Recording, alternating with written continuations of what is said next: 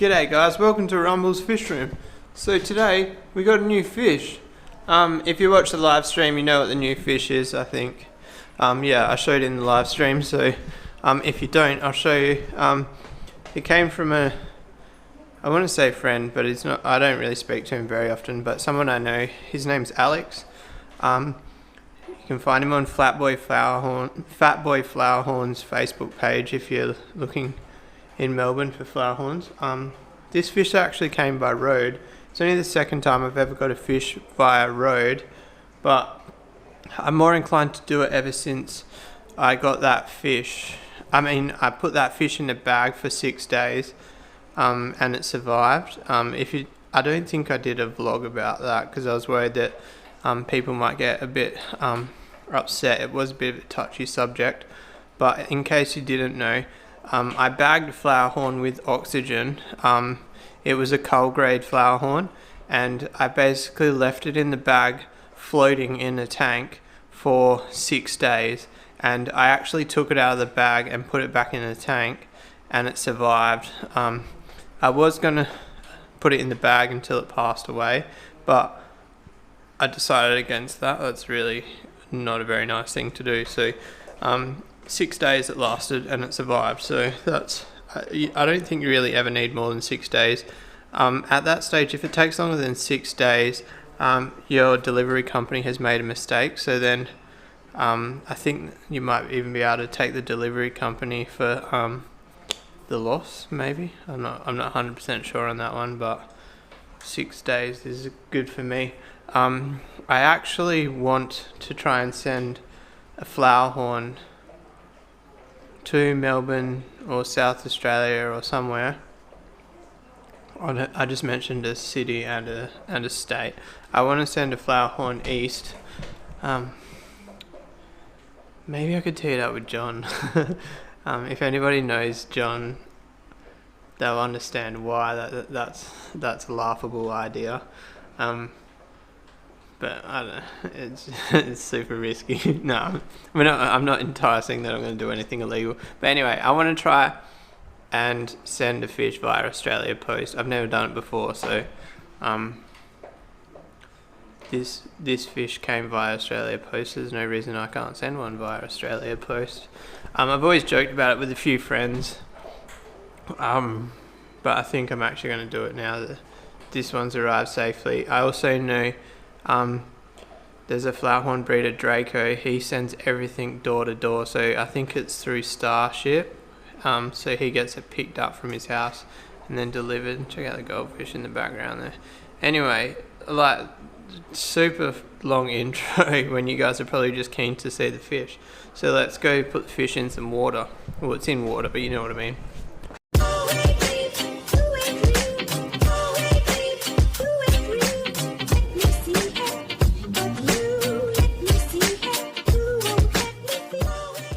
Alright guys, so if you get a fish that's been in a bag for a long time, don't open the bag. Just float the bag to temperature.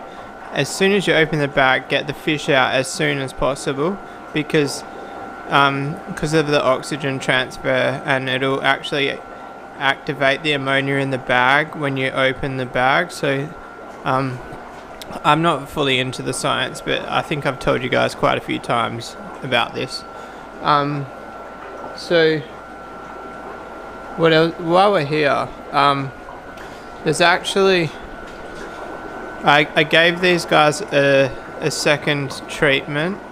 I'm not sure if I explained it properly, but basically the gold-based beta started to lose his cock, so that, to me, that was the first sign of illness, and considering there was illness directly above them, I didn't take any risks. I medicated this tank. I dropped the water level down all the way to 200 litres. Well, actually it probably was lower than 200 litres. And then, so now that's filling back up. So basically I drained it to like the level of that pipe. That's how much water it's added today. So it's actually cool. Situation like this, I can see how much water it added. So I'm actually going to give this tank a good vac as well, because basically if there's any eggs left of any disease that was in there, it'll be in that crap there.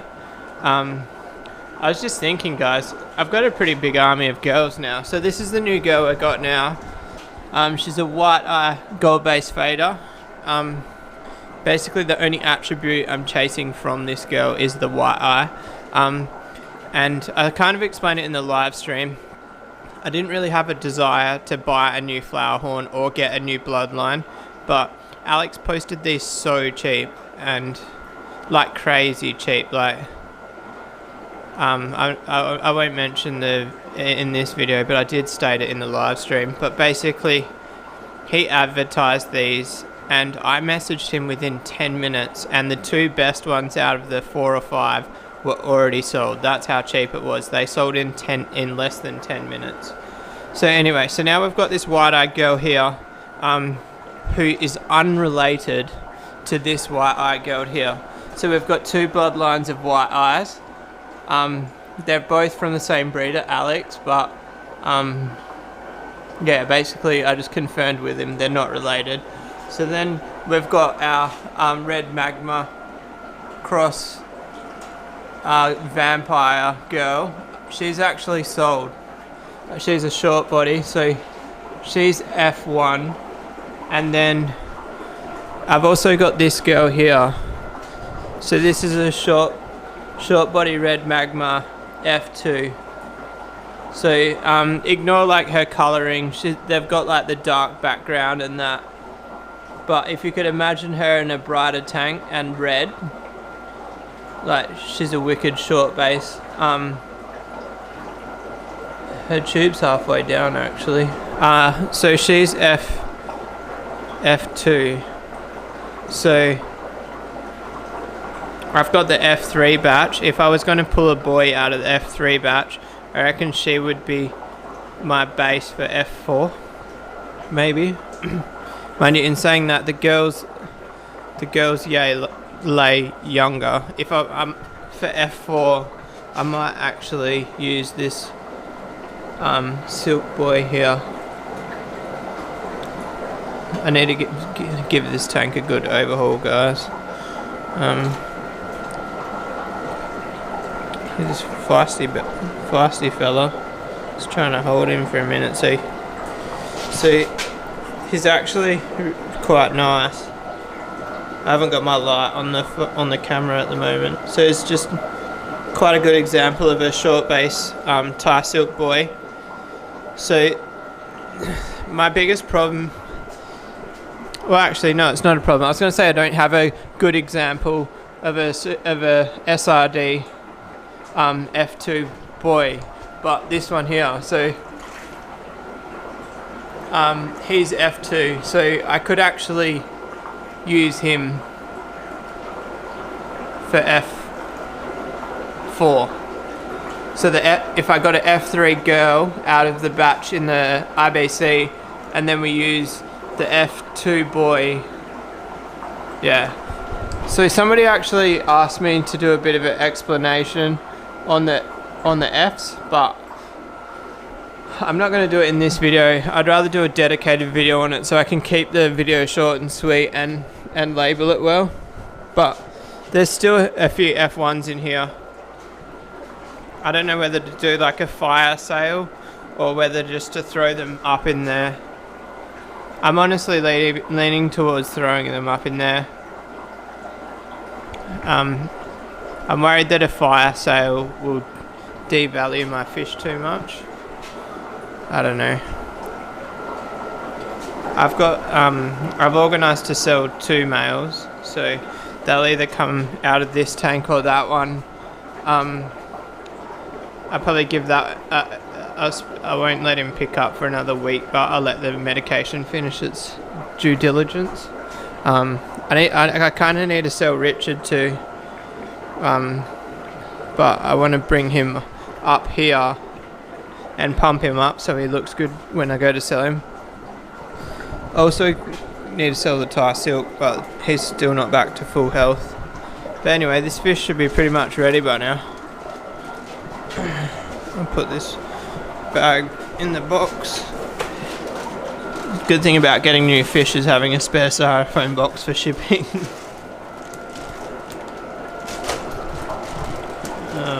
one-handed trying to open a bag. We can do it, we can do it.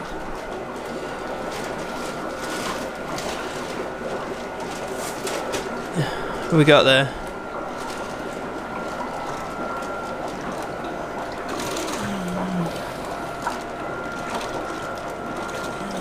Now I can't get the fish.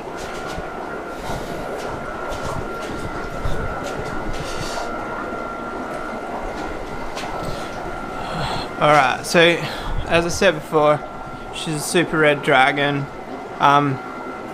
She's got quite a fan tail, which is nice. The only thing I don't like about her, but I wouldn't say I don't like, is she's got, on the other side, you can see the pearling is pretty much taking over her body. So I'm guessing that's from like the silk gene. And the boy that, the father of these actually, she alright? She's been a bit slow 'cause she's out of the bag. The father of these is like probably 70 or 80% white pearling on his body. So, but he's a red dragon, so, or a ZZ, I don't know, actually, thinking about it. So basically, the only problem with breeding this girl is I'm worried that the fry are going to have way too much like armor pearls, so I'm just going to have to wait and see. As you guys know, like Charles had crazy pearls, and then like this guy has reasonably heavy pearls. I'm going to have to really think about which boy I use to breed with this new girl. I was actually kind of thinking about using the fat boy, but he's probably still a bit, he's way too small. I'm actually not even 100% sure that is a boy. I should sex him. Yep, so it's definitely a boy. Don't you guys love how I just get completely sidetracked from the task at hand? So one thing with that boy is I had him in a super small space, so I'm just worried that I might have stunted him. So we're just going to have to wait and see now that he's got more space. Flowerhorns seem to do quite well in small spaces, but he didn't for some reason. Like as an example, who's a good example? Like these guys here. Oh, that's too small a space. So this guy here, he's one of the F2s, and like he's pushing like 12 centimeters, and he's only in that little bay. I've never seen any other fish do so well in tight spaces.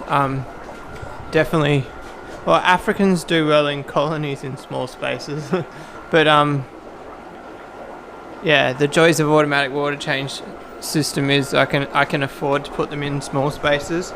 Anyway, I'm going to clean this tank, but that's not video worthy.